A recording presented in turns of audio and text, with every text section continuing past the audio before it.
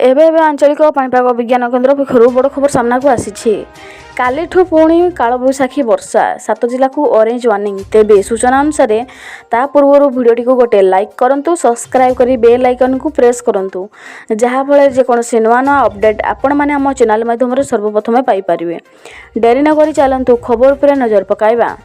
कालीठू पुणी कालबैशाखी आसंता काली अपराह्न मालकानगिरी, गंजाम, कोरापुट और मयूरभंज में बिजुली घड़घड़ीर आशंका रही येलो वार्निंग जारी कर घंटा प्रति 30 रु 40 किलोमीटर बेगर पवन बहिबो।